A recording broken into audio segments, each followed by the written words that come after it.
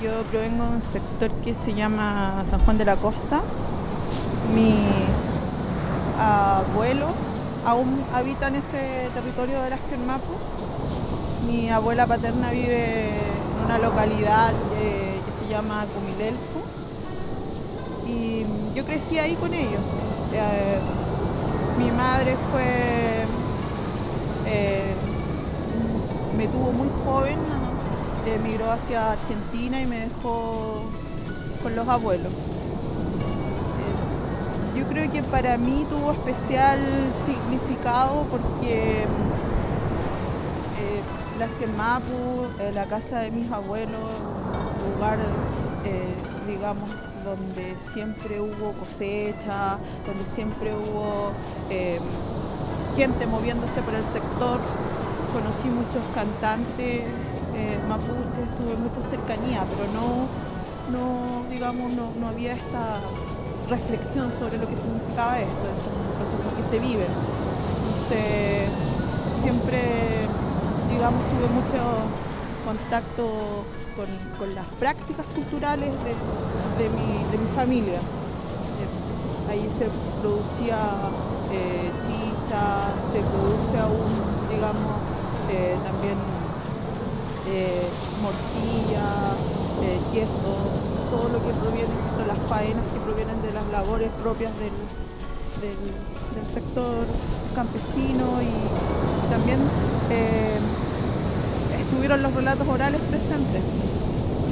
Los relatos orales, sobre todo contados por mi abuelo, que tiene gracia en esto de contar y de registrar la memoria de sus antepasados. ¿Cómo se llama tu abuelo? Armando Rupailaf, catalán, y mi abuela se llama Luisa Gualamami Equipay.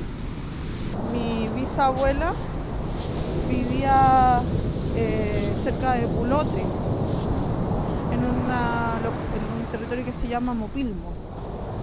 Entonces, mis tíos en un sector de Pucatrihue, cerca del río Choroitreyén. Entonces, todas las visitas familiares, digamos, tenían que ver con un recorrido, ya sea a pie, ya sea a caballo, para ir a visitar a alguien que se enfermó, al cumpleaños de otra persona. Entonces nos desplazábamos mucho, y toda esta ruta, digamos, me fue dando, fueron mis primeros viajes, y yo creo que tal vez no lo había pensado, pero también tiene en la escritura yo tengo mucho de lo que de viaje, ¿no? Bueno, la mayoría de los escritores, digamos, abren sentidos en torno a estas temáticas.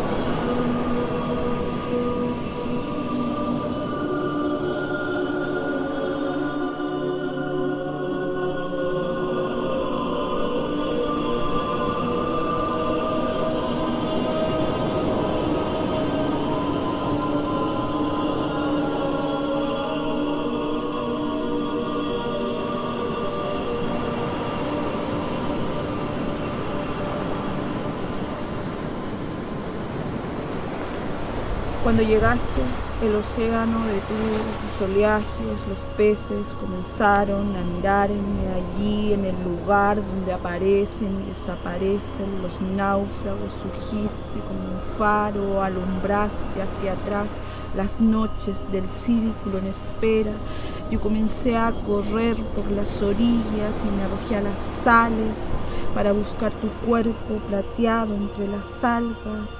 El mar se ha convertido en un jardín de estrellas sudadas de encenderse con el roce. Voy a hundirme en esta ola que es tu nombre, voy a hundirme en esta ola que es tu nombre, voy a hundirme en esta ola que es tu nombre.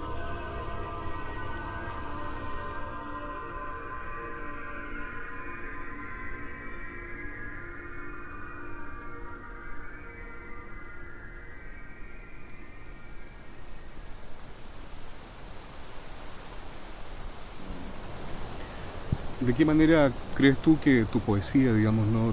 Tu escritura poética, que ya está, canalizada en 3 libros a la fecha, ¿no?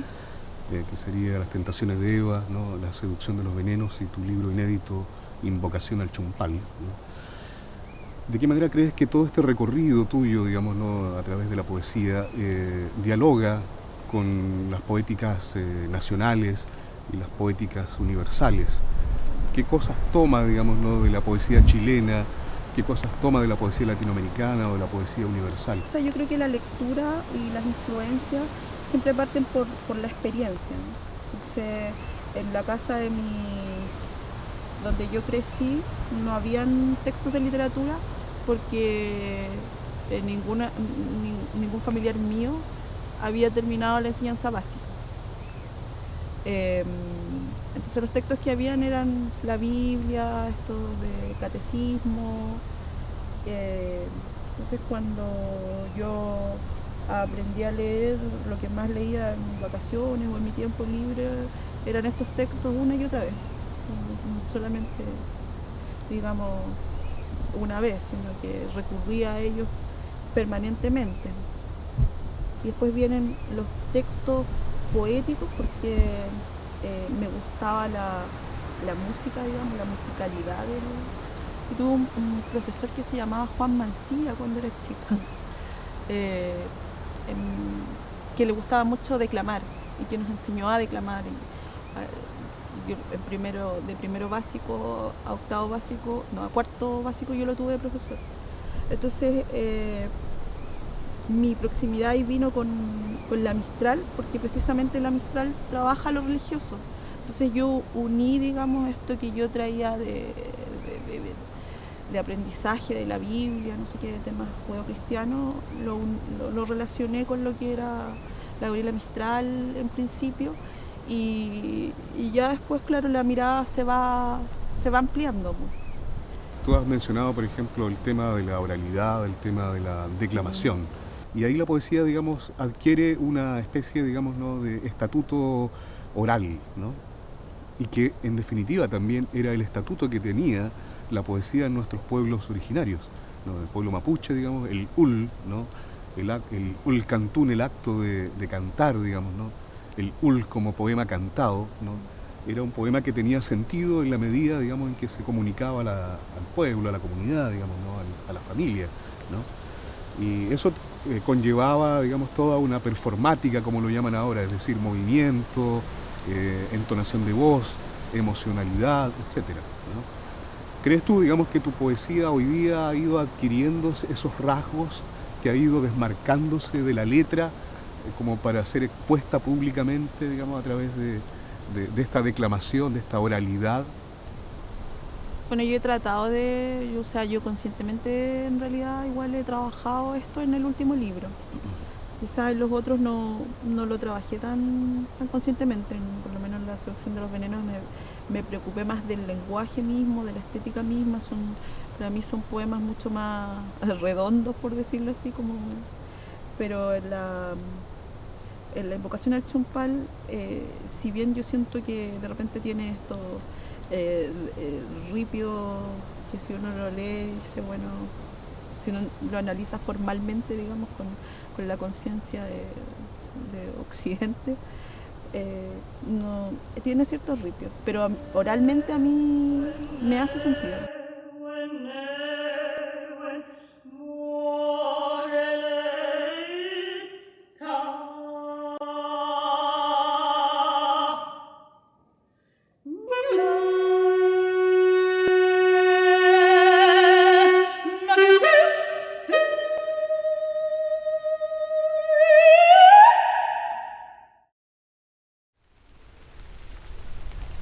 Cuando se habla de poesía mapuche, generalmente salen a colación, digamos, ¿no? Se evidencian ciertos personajes de la mitología mapuche, de la religión mapuche, ¿no? De las creencias profundas, ¿no? De las diferentes comunidades que componen, ¿no?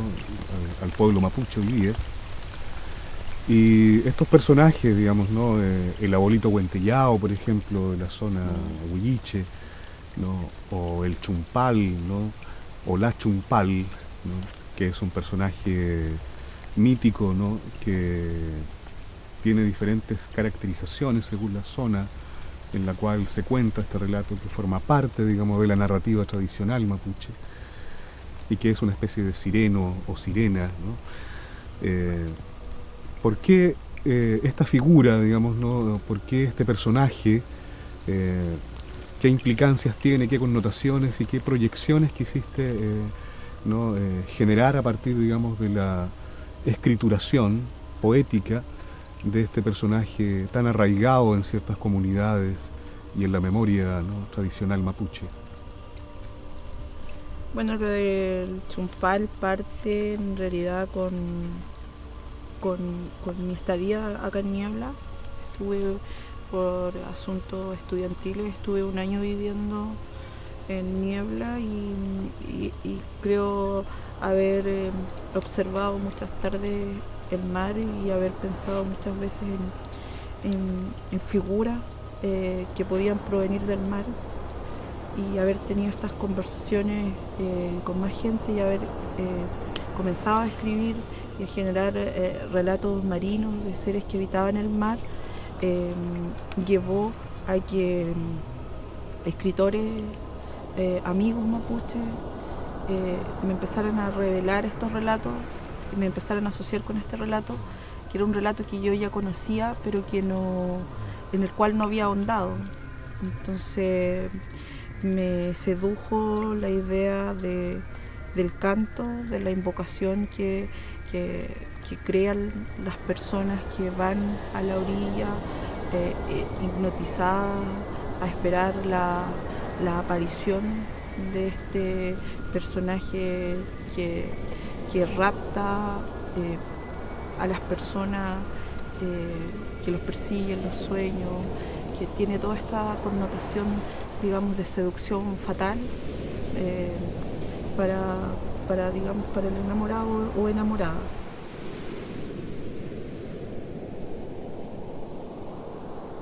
Después trabajé digamos, recreando un poco el sonido, la melodía, la cosa ritual. Trabajé en las variantes, consulté a muchas personas, les contaba mi relato a muchas personas que tuvieran conocimiento del mundo indígena, ¿cierto? Y les contaba este relato y me aportaban bastantes variantes que fueron nutriendo el imaginario poético del libro. Este conjunto de poemas, Invocación al Chumpal, ha sido publicado en un formato de anticipo, ¿no? Como un libro, ¿no? artesanal, publicado por una editorial, ¿no? Santa Muerte Cartonera. Cuando llegaste, el océano detuvo sus oleajes, los peces comenzaron a mirarme allí en el lugar donde aparecen y desaparecen los náufragos. Surgiste como un faro, alumbraste hacia atrás las noches del círculo en espera. Yo comencé a correr por las orillas y me arrojé a las sales. para buscar tu cuerpo plateado entre las algas. El mar se ha convertido en un jardín de estrellas sudadas de encenderse con el roce. Voy a hundirme en esta ola que es tu nombre, voy a hundirme en esta ola que es tu nombre, voy a hundirme en esta ola que es tu nombre. Roxana, ¿qué opinión tienes tú, digamos, de la poesía canonizada del sur de Chile? Estoy hablando de Clemente Riedemann, Jorge Torres, ¿no? Rosa Betty Muñoz, Sergio Mancilla. ¿Qué opinión te merece esa producción poética y de qué manera esa producción poética ha influido en las escrituras de los poetas de origen mapuche en este caso? Y por otra parte, ¿qué tipo de relación, qué tipo de vinculaciones y qué tipo de influencias has adquirido tú personalmente de la poesía de tu generación, de la poesía realizada, escrita en Santiago y en el sur de Chile? Bueno, yo pienso que los escritores como Clemente Riedemann, como Sergio Mancilla, Rosa Betty Muñoz, Yanko González, han pensado el territorio como, digamos, con ese sentido más bien político, y esa es su proximidad con los escritores mapuche. No es una poesía en ese sentido inocente. Son bastante conscientes de su trabajo literario y han además hecho trabajos críticos en torno al tema, formado talleres literarios, han difundido obra de otros escritores. Son muy buenos lectores, además de lo que es el sur y lo que es la suralidad, como le ha denominado últimamente Clemente a través de su trabajo de investigación de poetas del sur. Todos, digamos, ellos han hecho circular un espacio territorial que muchas veces digamos, no es tan difundido, no es tan conocido en el centro del país. Dime, Roxana, ahora que arrecia el viento de la literatura, dime, convérsame acerca, digamos, de estas posibilidades de peligro que tendría, según, digamos, la crítica chilena occidental, ¿no? La poesía, la escritura de autores indígenas. Se ha mencionado, por ejemplo, la exotización, se ha mencionado la autoexotización, se ha mencionado también la victimización, ¿no? Se ha mencionado también, digamos, el simplismo de esta poesía en algunos casos. Lo poco complejo que podría ser en términos intelectuales occidentales. ¿Qué opinas tú de estas aseveraciones, de estas cosas que circulan incluso en la crítica más especializada? Bueno, yo creo que esas opiniones en realidad son muy limitadas, porque la poesía mapuche, como queda en evidencia a través de las distintas antologías que se han publicado, es muy diversa. En las lecturas, por ejemplo, se ve con el Lorenzo Ayapán, por ejemplo, la tradición en su máxima expresión llevada a la performance, y también puedes ver al lado un escritor más joven, o como lo puede ser la Mariela Malhue, por ejemplo.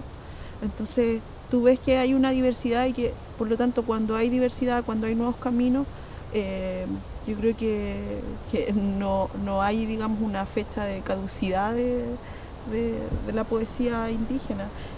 Creo que estamos en un proceso en que estamos como descubriéndonos, recién estamos empezando a hacer lazos con otras culturas indígenas latinoamericanas.